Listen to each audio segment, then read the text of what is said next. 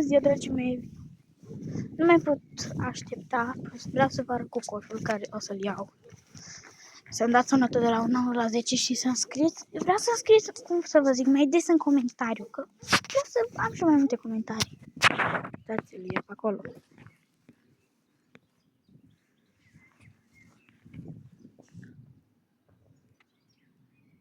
Acolo e. Acum nu se mai vede.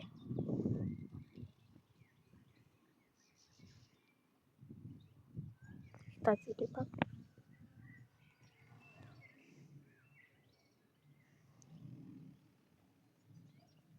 Uitați-l. Ăla are o coadă așa de mare și de frumoasă. Tușești și tu acum, mă.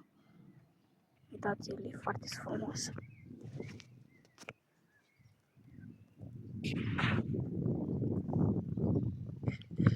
Dați-mi notă de la 1 la 10. Uitați ce coadă mare frumos e.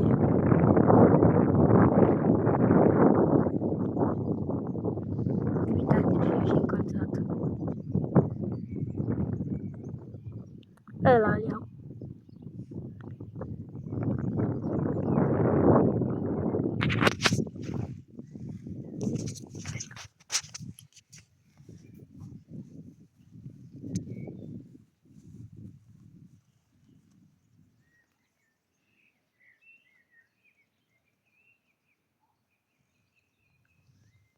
Nu se vede foarte bine, dar o să-l vedeți voi la mine acasă.